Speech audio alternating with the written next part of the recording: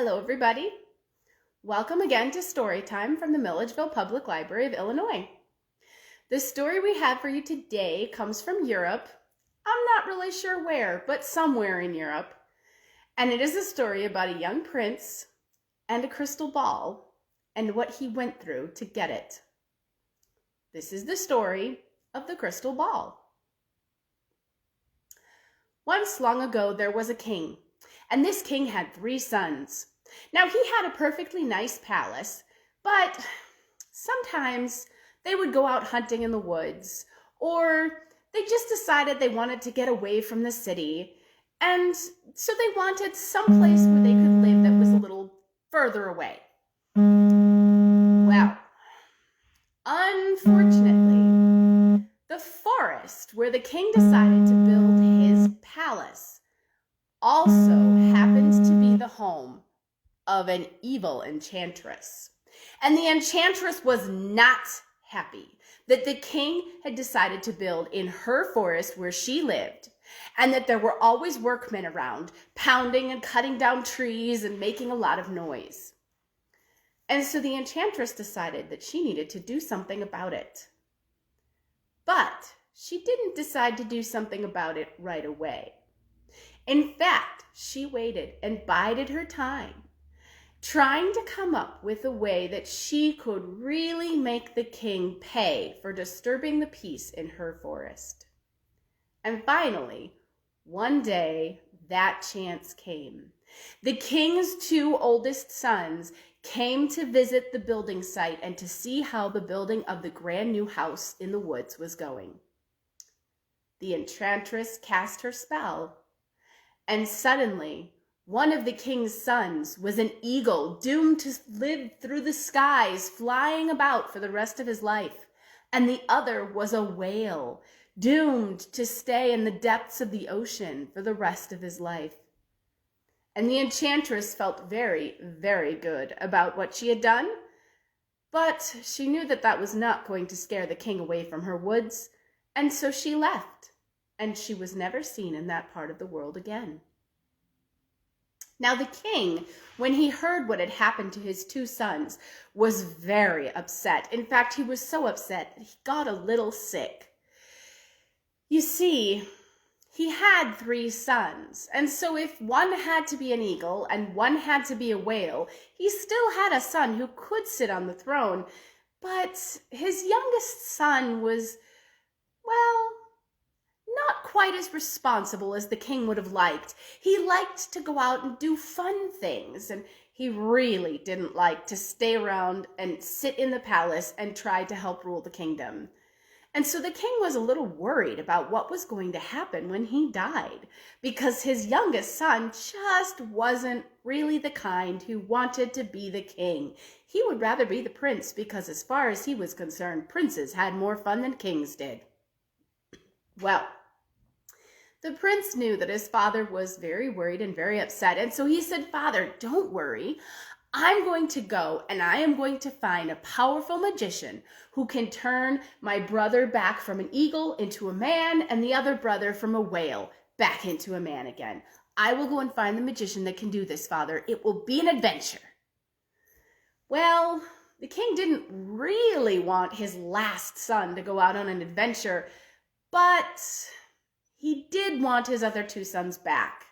And so finally he let his youngest son go out looking in the world for a great magician who could change his brothers back from an eagle and a whale into men again.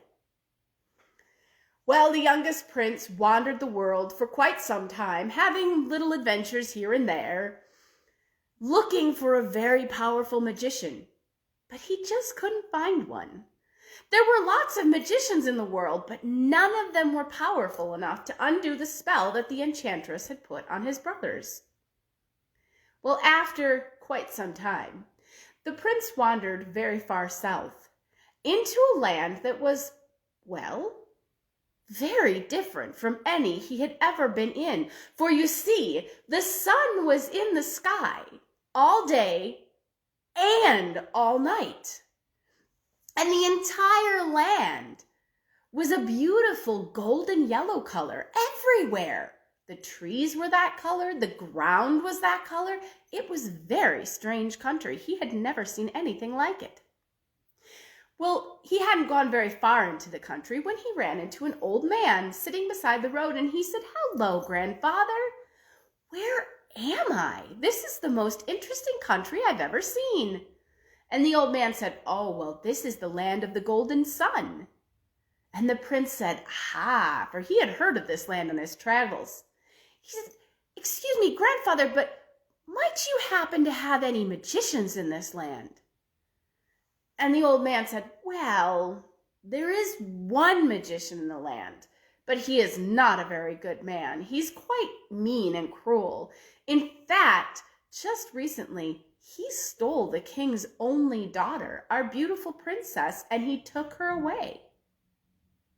Well, the prince thought a beautiful princess might be fun to rescue, and besides, the magician might be able to save his brothers. And so he asked the old man how to get to the magician's house. And the old man said, "Well, it's at the far end of the country, and not many people have found it. So many people have gone to try to save the princess, and none of them have come back. I don't think it's a very good idea for you to go." But the prince wanted to go, and so he said, "Well, grandfather, I thank you for your advice, but I think I'm going to go find it anyway. I'm in need of a magician, and if I could rescue a beautiful princess, that would be nice too." And so he started walking off across the land. Well, as he was walking one day through a forest, he heard very strange sounds of beating and pounding and grunting, and they sounded rather angry or maybe even dangerous. And so he put his hand on his sword and he pulled it out, and he kept walking, and he kept expecting something to jump out of the trees and attack him. But instead, what happened is he walked into a rather large clearing in the forest. And in the middle of the clearing were two giants. One was very big, a normal giant sized, with black hair all messy and tangled.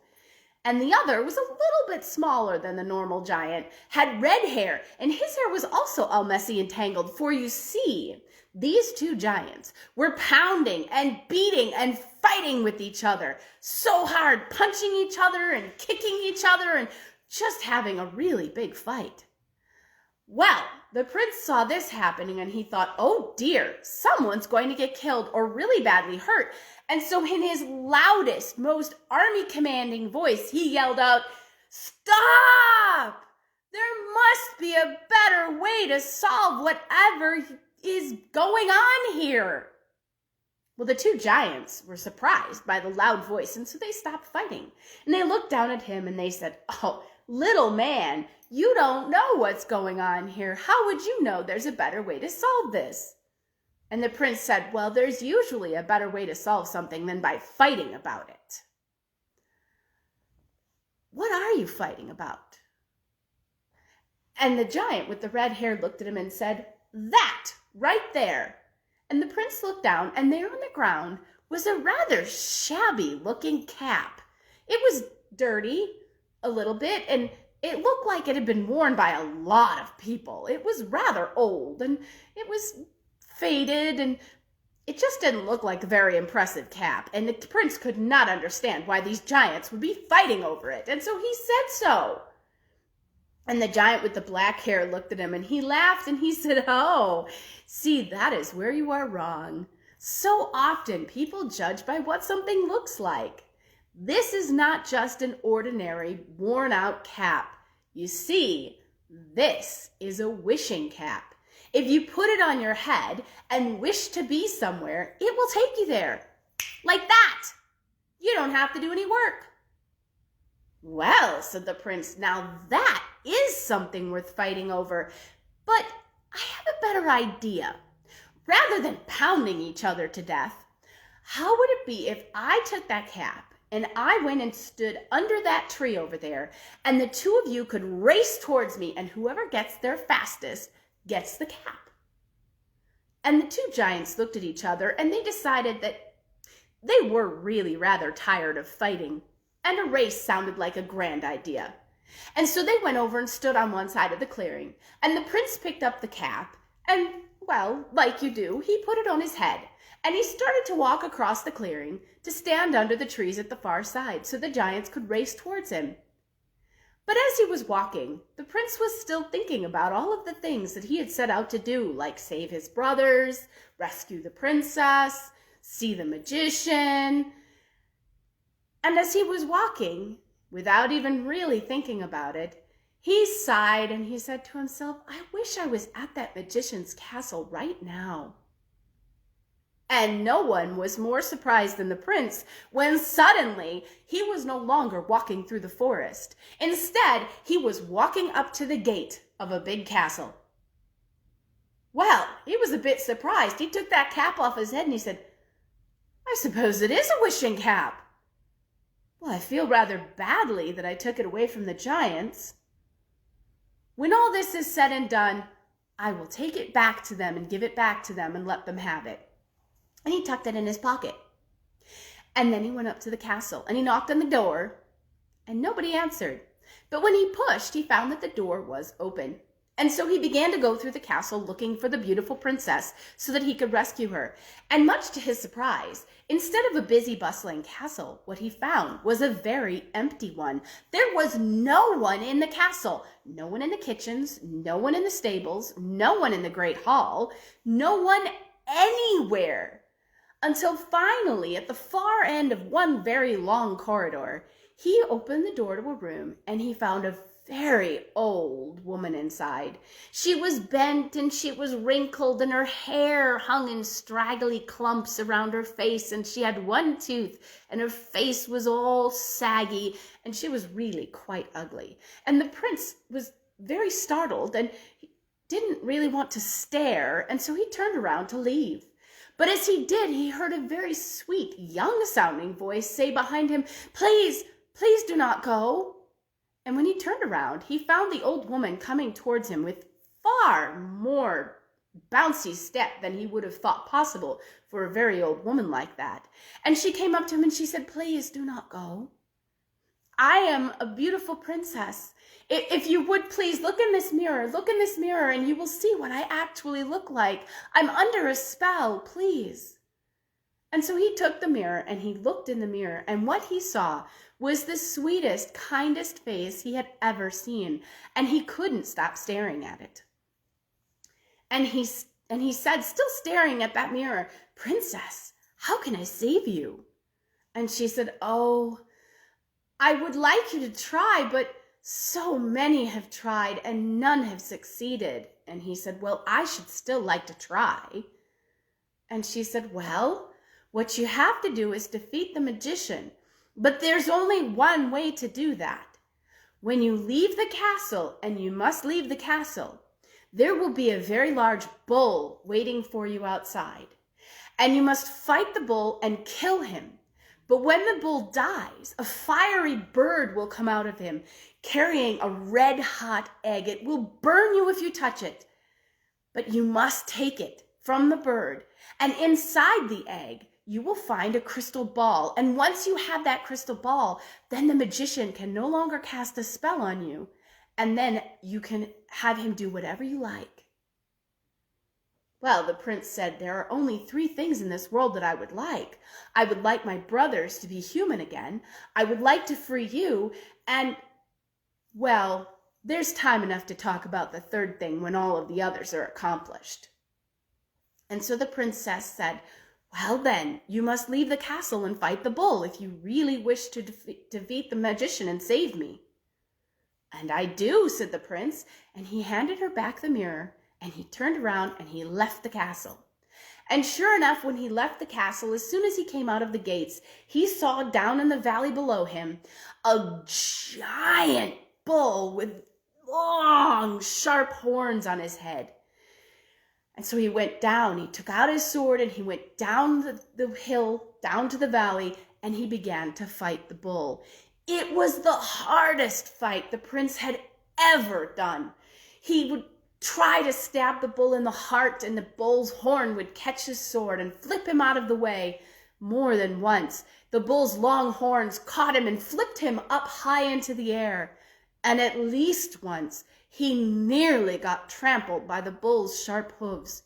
But finally, the prince managed to get around the bull's defenses and stab him through the heart with his sword.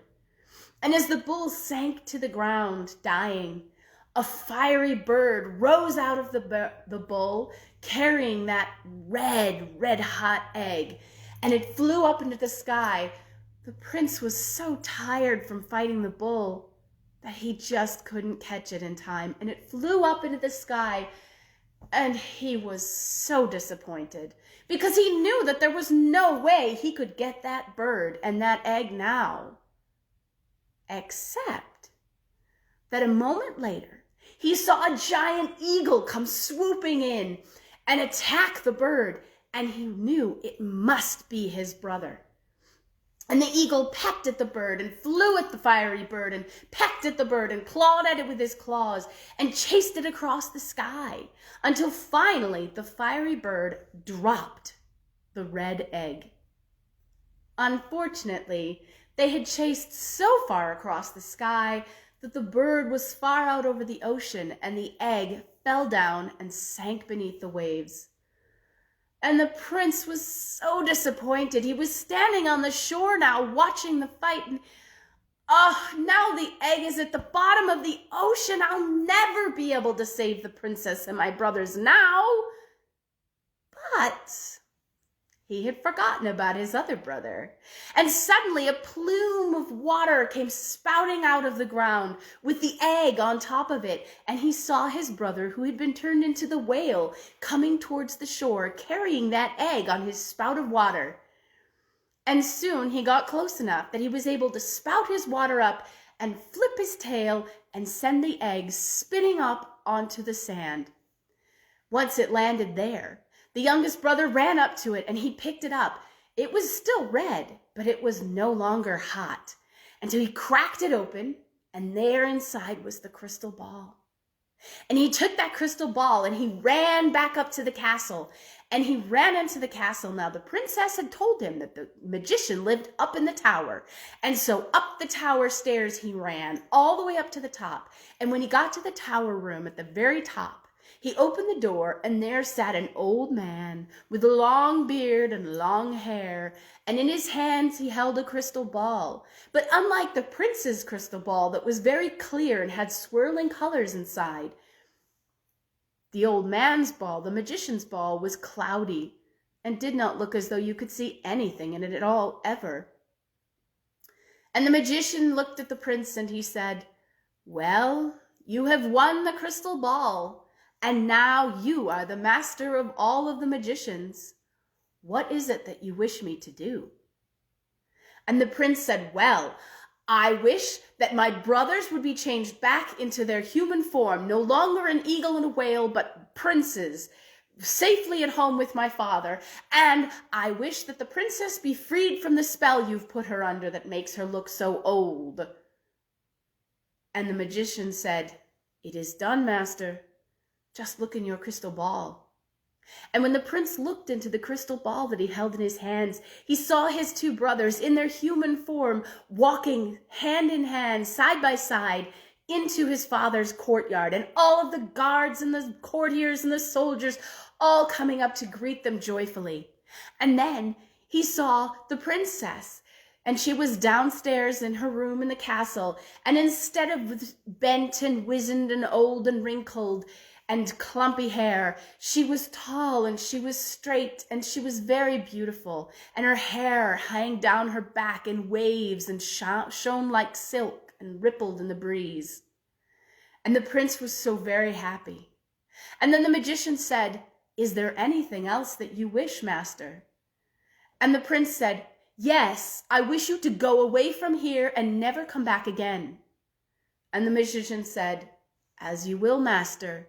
And he disappeared into a cloud of smoke and dust that drifted out the window and never was seen in that land again. Well, the prince, he ran down the stairs to the princess's room, and when he went in, she came up to greet him joyfully, and she said, "It is done. Have you freed your brothers?" He said, "I have." And she said, "And you have freed me?" "I have." "So what is the third thing that you wished?"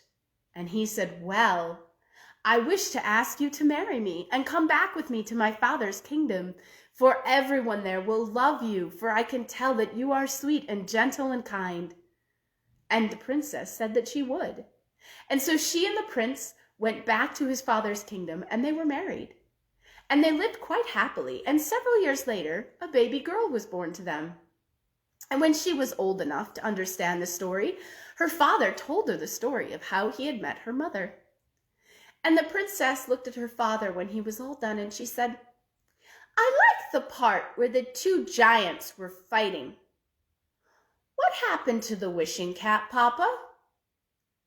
And he said, "Now, let me show you." And he went over to a silver box that always sat in the throne room. And inside of it was a red velvet cushion. And resting on the cushion was the crystal ball.